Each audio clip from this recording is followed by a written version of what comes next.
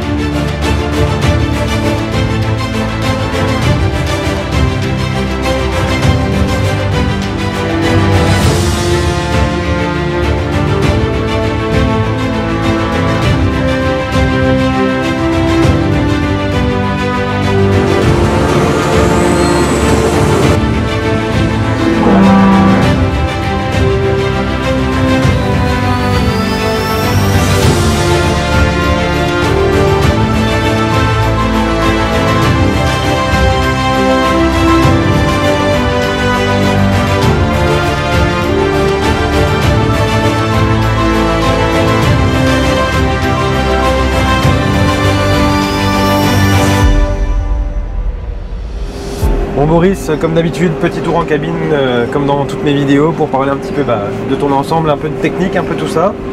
Déjà présente-nous rapidement l'ensemble, ton tracteur et puis la Strotman qui est derrière. On est dans un Newland T7-210 avec une Strotman Ambion 500, 100 m3. Ok, pour la puissance, peut-être suffisant, amplement suffisant. Oui, amplement suffisant. Oui. Après il y a pas mal de vallons chez toi quand même, c'est pas mal, mal de coteaux. C'est un petit confort d'avoir une puissance comme ça. Oui, puis après on a d'autres outils qui nécessitent ce tracteur-là, mais sinon... Oui, bien sûr, bien sûr. Alors la particularité, ce qu'on a dit en début de vidéo de chez toi, donc tu es en AOP Comté, donc ça a plusieurs critères, plusieurs contraintes entre guillemets, notamment celle qu'on est en train de faire d'aujourd'hui, donc tu n'es pas en train de faire des balles rondes dans ton foin toi. Non. Toi t'autocharges et tu mets en séchage en grange, du coup c'est ça? Ouais, c'est ça. Rapidement, les principales raisons pourquoi tu autocharges et que tu fais pas des bottes. Nous, pour la simple et bonne raison qu'on veut garder de la qualité dans le foin. Ouais. Donc le moins le travailler possible. Ok. Comme ce champ-là, on l'a fané deux fois, redonné et ramassé. D'accord. Ouais, là dans une configuration classique, on serait plutôt sur du 4 fanages, 5 fanages selon les conditions. Ouais, Et puis tu as peut-être une fenêtre de météo beaucoup plus courte. Oui. C'est-à-dire tu peux peut-être aller faucher le lundi matin et récolter le mercredi. Oui. Par exemple. Voilà. Ok. Ok. Même en 2 jours, là on a eu fait les foins avant, en 2 jours on le ramassait quoi. Ok, d'accord. Bon ok, de toute façon après on parlera un peu du séchage, tout ça, on ira plutôt au bâtiment pour discuter de tout ça, ce sera plus sympa je pense. Ouais. Pour la machine, Strotman ou autre, mais pourquoi une Strotman et pour, entre guillemets pas une autre marque, il y a une préférence, il y a une... Alors, Strotman déjà c'est les seuls à faire la 100 m3 avec les ameneurs à peigne. Ok. Tous les autres ils font un rotor. Ah, donc le rotor ça va faire quoi? Ça va peut-être t'abîmer plus ta camelote? Ça ouais, ça abîme plus le foin et puis ça le tasse plus dans la machine. Ok. Donc nous au séchage on veut pas du foin compressé, sinon ça sécherait moins. Sinon l'air passerait moins bien. Et puis un autre point, notre concessionnaire, d'où on achète les tracteurs, modeste cette marque-là. Ouais, donc ça nous a... Oui, j'ai eu plusieurs New-Holland sur ta ferme, donc vous êtes bien avec le concessionnaire petit. Voilà, donc ok. C'est ce qui fait tout, hein. Un bon concessionnaire, des bons mécanos, c'est souvent pour ça qu'on voit telle ou telle marque. Ok, bon, impeccable. Et du coup, en hectares de foin, tu auras fait combien à peu près cette année? Cette année, on aurait fait 100 hectares de foin. 100 hectares? Ok. Et sur ton exploitation, combien d'hectares? On a 120 hectares. 120 hectares. Les 20 autres hectares, ils servent à quoi principalement? Ils servent à nourrir les vaches l'été, quoi. Donc au printemps, Ok. Avant de les mettre dans les deuxièmes coupes. D'accord, ok. Et cette année, un peu compliqué, un peu sec comme partout, je pense. Partout, et puis la deuxième coupe va être.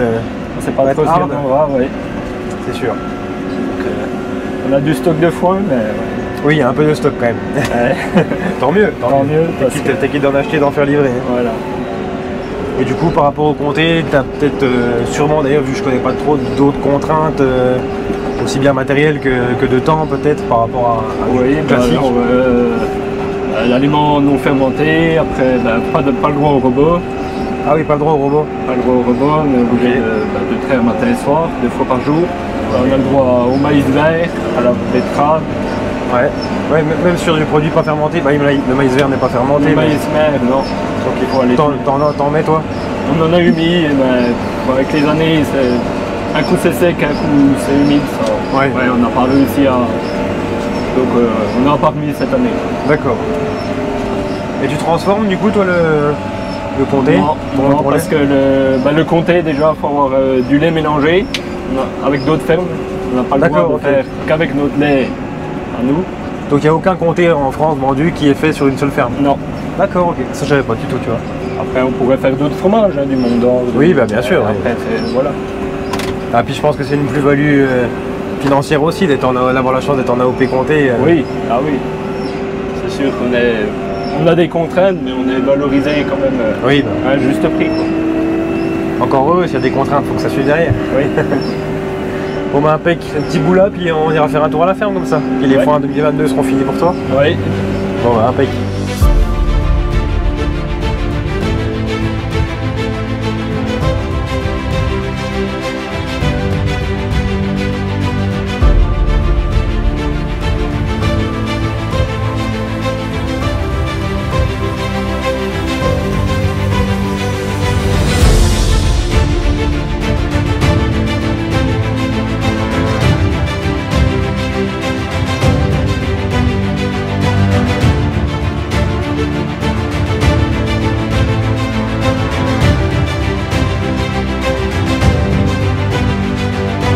Bon Maurice, du coup, foin 2022 terminé pour toi.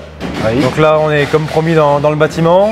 Oui. On entend que la traite a commencé. Ça a commencé. Avec tes belles Montbéliardes. Du coup, tu as combien de vaches? Parce qu'on n'en a pas parlé tout à l'heure. On a 70 vaches laitières. Ok. Et ça fait quoi à peu près en quota, entre guillemets, en litrage? On a 515 000 à livrer. Ouais, ça va pas mal.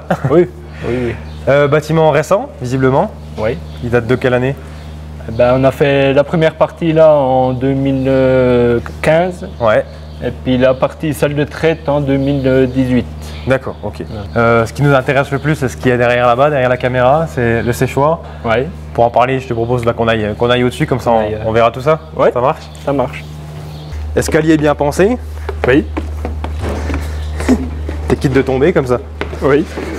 Bon là du coup on est monté à 6 mètres d'altitude. Explique-nous un peu du coup le séchage en grange, comment ça se passe du moins pour chez toi? Le séchage en grange c'est tout simple. Alors ça prend l'air de sous le toit. Ouais. Il y a ça de un faux plafond. Voilà.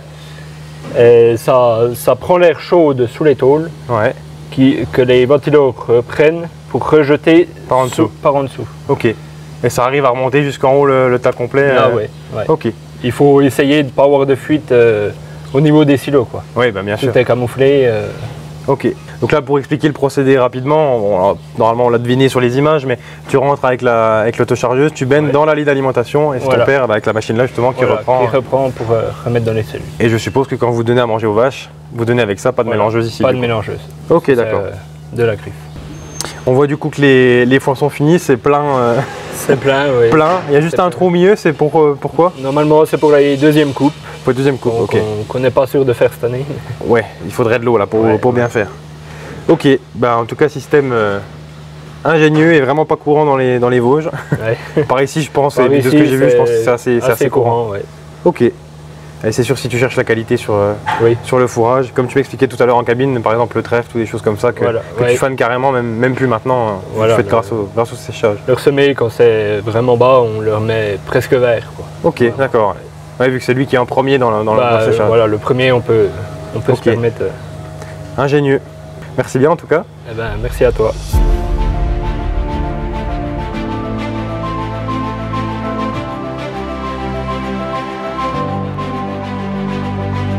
Bon voilà, moi je vais laisser Boris traire avec son père et sa copine. C'était hyper intéressant de voir le séchage en grand, tout ça c'était quelque chose que je connaissais pas. J'espère que vous aurez appris des choses et que la vidéo vous aura plu.